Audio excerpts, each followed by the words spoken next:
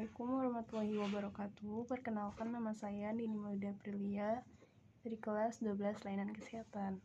Jadi hari ini saya akan menceritakan kegiatan apa saja yang saya lakukan di hari ke-28 PKL di salah satu rumah sakit di daerah Depok. Jadi hari ini dinas pagi itu di ruang ranah dewasa. Tindakan yang saya lakukan yaitu di jam 7:30 di jam 7:36 itu mengganti spray memasangkan spray baru di kamar 311 B3. Terus di jam 8 saya keliling gak semua, setengah-setengah sama teman saya. Jadi saya di bagian sayap kiri, teman saya di bagian sayap kanan. Terus observasi di jam 8:30 observasi katitis, pasang kateter ke pasien Nyonya S di kamar 309 bed 2. Itu di situ saya agak kurang gercep. Gimana ya, saya baru pertama kali lihat. Terus ini juga apa sih ya, langsung disuruh kakaknya kayak tolong bukain spuitnya nih.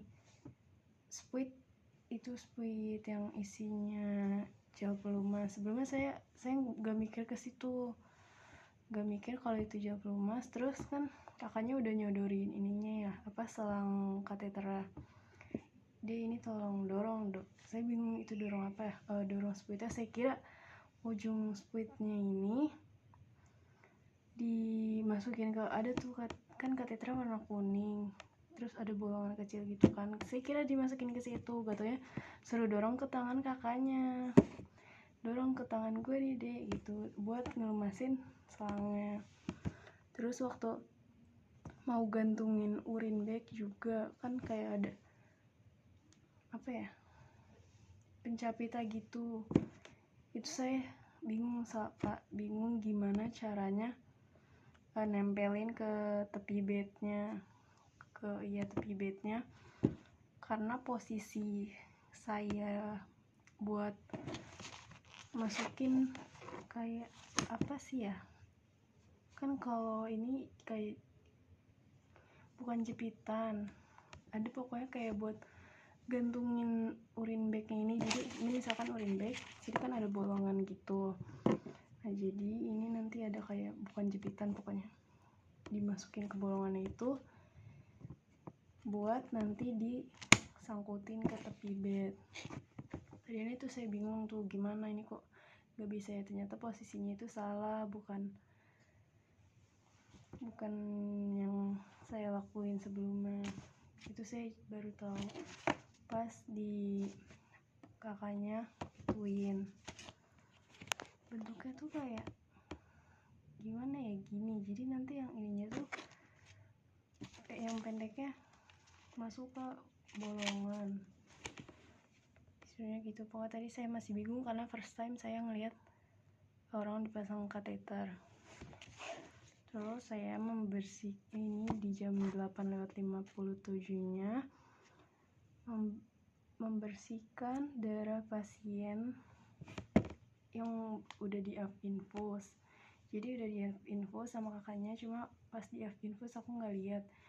Tapi istri dari pasien ini ke nurse station, katanya mau minta tolong ini darahnya keluar lagi. Pas saya datengin itu saya juga kurang gercep. Gak tahu, hari ini saya lagi kurang fokus. Jadi saya lagi tadi nanya kakaknya gitu. Ini di bak, bukan bak kayak nampan gitulah, nampan yang gak gede banget. Itu ada guntingnya tuh ke bawah. Terus saya sempat mau nanya kakaknya, kak ini gunting. Kakaknya langsung bilang, udah itu tolongin dulu, darahnya kesian gitu. Udah, saya benar-benar, saya hari ini lagi bermasalah. Jadi abis itu saya datangin ke ruangan pasien yang tadi ini, yang istrinya ke nurse station. Jadi saya bersihin darahnya nih, kan udah ditempelin alkohol swab sama plester. Dan darahnya itu ini apa sih ya sebutannya, darahnya masih ngalir gitulah. Jadi katanya sebelumnya itu dia habis minum obat pengencer darah. Itu di kamar 314B2. Jadi aku bersihin lagi pakai alkohol. Aku buka dulu plester sama alkohol swabnya, habis itu dibersihin lagi pakai alkohol swab sampai bersih. Nah kalau pas udah bersih ini nanti ditempelin di dep alkohol swab lagi, habis itu baru ditutup plester. Terus tadi juga bapaknya pas saya lagi bersihin darahnya gitu, secara random bapaknya ngomong kayak, kamu gini juga gak ke orang tua kamu? Nah terus saya langsung nata bapaknya, ya iya pak gitu. Nah terus katanya bapaknya juga punya anak sama kerjanya gitu. Pas saya tanya, seumuran pak? Ternyata enggak seumuran pak, dia lebih senior. Terus katanya di rumah sakit itu juga, tapi di ruang HCU. Terus saya tanyain kan nama anaknya siapa, nama anaknya inisial D kayaknya, lupa saya. Inisial D.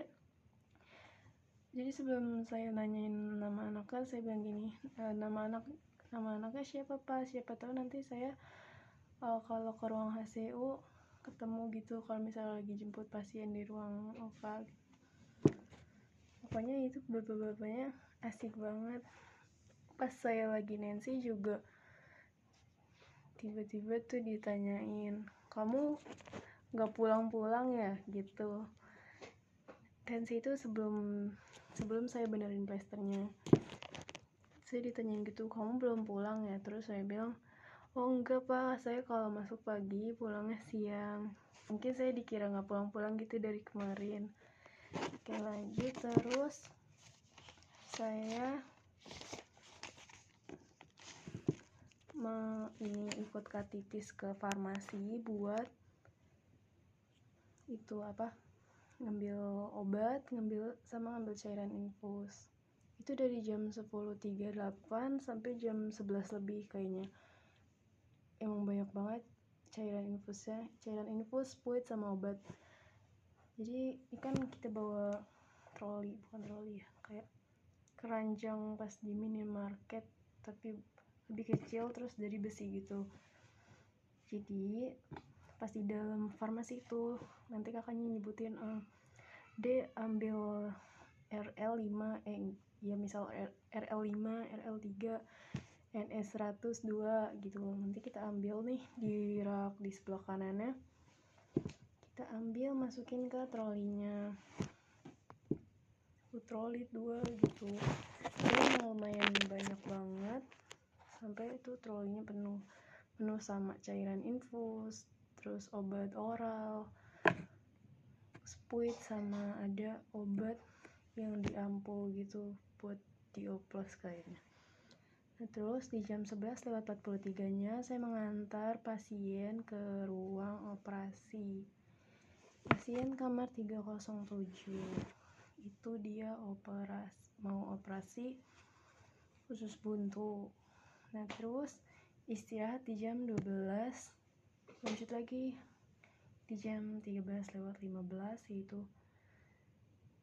cek TTV di kamar Chelsea 305. Jadi sebelumnya pas pagi itu saya lupa ke situ, pasiennya emang udah tinggal satu tadi.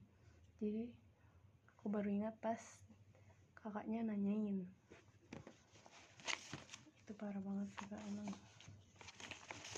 Nah udah sih kayaknya sampai situ aja buat di ininya, di ruang ranap dewasanya. Nah di dinas siangnya saya lanjut ke ruang anak. Di ruang anak itu saya melakukan tindakan mengganti spray selimut di kamar 217B3 itu yang terkena cairan tubuh pasien. Terus di jam 14:36 observasi KA3 ganti cairan infus. Oh iya Pak, jadi selama saya di ruang anak bulan kemarin itu saya juga ini melakukan mencuci cup obat, cuma saya nggak pernah tulis atau kan waktu itu belum disuruh tulis di thumbnail, cuma saya nggak pernah menyebutkan kalau saya mencuci cup obat karena yaudah menurut saya itu bukan tindakan yang masuk ke jurnal ini gitu ya. Kalau mencuci ya udah ikhlas aja gitu, maksudnya bukan gimana ya. Yaudah mencuci, jadi saya tidak nyatet. Nah terus ini juga kalau saya menyebutkan tentang mendatangi bel pasien dengan keluhan cairan infus habis itu juga saya balik ke kakaknya itu ikut lagi buat observasi ganti cairan infusnya, tapi saya lupa tulis, tidak kepikiran. Nah terus di jam 15:45 itu keliling sama Kak Ayu buat cek TTV sama menanyakan keluhan pasien. Nah di jam 5-nya saya membantu memasang alat nebulizer di kamar 316 bed 1. Nah terus di jam 6 istirahat, lanjut lagi di jam 6:30 itu habis istirahat langsung nganter UL ke lab pasien 217B3. Lalu di jam 7:05-nya menemani Kak Ayu ke farmasi untuk mengambil cairan infus RL NS 100 ml sama spuit. Lalu di jam 19:47-nya melepas alat tenun pasien yang pindah dari kamar 217. Saya melepas alat tenunnya di kamar 217 bed 1. Itu pasiennya pindah ke 213 bed 1. Jadi karena di 217 bed 1 ini udah gak ada pasiennya pindah, jadi saya lepas spray selimut sama sarung bantal. Terus di jam 19:50-nya saya menemani Kak Ayu memberi obat injeksi, antibiotik, dan obat oral. Terus sama tadi sekalian ganti infus. Aku jadi ngeliatin Kak Ayu ini memberi obat injeksi, terus obat antibiotik, sama obat oral juga, sama observasi ganti cairan infus. Itu di kamar 216 bed 1, 217 bed 2, 218 bed 3, dan 213 bed 1. Oke, jadi terakhir tindakan di ruang anak itu aja buat hari ini. Oke sih Pak, gak kerasa capek. Di Hewiko juga tadi pas makan istirahat, alhamdulillah tenang. Kan waktu kemarin saya sama teman saya baru makan sekitar 3 suap mungkin ya, atau 5 suap. Itu teman saya udah refleks berdiri mau nyamperin bel. Akhirnya yaudah kita tutup makanan kita terus lanjut nyamperin bel. Nah abis itu kita gak lanjut makan, kita lanjut buat ke USG deh kayaknya. Kita lanjut ngantar orang ke USG. Ya pokoknya setelah nyamperin bel itu kita nggak lanjut makan lagi. Yaudah tuh makanan yaudah kita belum rapihin tuh tempat bekalnya. Kita baru rapihin pas jam 1:30 kurang itu. Jadi emang nih ruang ranap dewasa ini kalau lagi rame-rame kadang mau makan aja sampai nggak tenang. Teman saya udah kayak dia serajin itu. Terus juga kita sebenarnya udah ngeluh capek, tapi udah kita tetap jalanin dengan ikhlas dan semangat. Jadi di ruangan ini, di ruangan teranap dewasa itu banyak banget tindakan yang baru saya lihat, termasuk tapi ini Pak, tadi pas pasang kateter di pasien perempuan juga saya nggak berani ngeliat gitu, walaupun ya kita sama-sama perempuan, tapi saya kayak privasi orang. Tapi gimana, maksudnya kan emang harus diobservasi ya, saya harus observasi ngeliatin yang bener. Cuma pas kakaknya nih ngoles apa ya, kayak warnanya kayak betadine Pak, itu apa saya gak tahu namanya pokoknya, atau emang inian, pokoknya sebelum dimasukin itu diolesin kayak cairan warnanya kayak betadine atau mungkin emang sejenis betadine. Pas diolesin saya lihat, cuma pas selama dimasukin ke uretrannya saya nggak berani lihat Pak. Saya mau lihat pun ragu-ragu, gimana ya, takut pasien ngerasa gak nyaman, tapi ya emang harus kalau buat observasi kan gitu Pak. Saya kadang kalau soal perkateteran saya masih gak berani melihat secara benar-benar, ngelihat dari awal sampai akhir gitu. Yang waktu gak tahu hari apa, kayaknya hari Kamis deh, itu juga aku ngelihat kakaknya buat ngelepas ini kan, aku ikut kakaknya buat ngelepas kateter kondom di pasien laki-laki yang mau pulang. Itu juga saya gak ngeliat bener-bener yang ngeliat banget gitu, karena bapaknya juga gimana ya, ketutupan celana dalamnya sama ini apa celananya. Saya pun juga gak mau lihat Pak, maksudnya gimana ya, saya belum terbiasa apa ini sama cowok aja, sama pasien laki-laki aja saya nggak berani lihat, apalagi ini yang cewek gitu. Maksudnya ya sesama gender saya masih belum berani ngelihat yang benar-benar ngelihat dari awal sampai akhir, masih ragu gitu.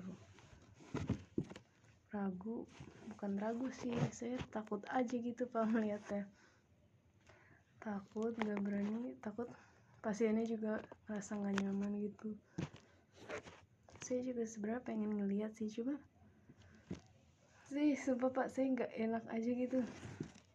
Bukannya saya nggak mau, tapi saya kayak privasi pasien, cuma ya memang harus sih. Udah Pak, gitu aja buat hari ini.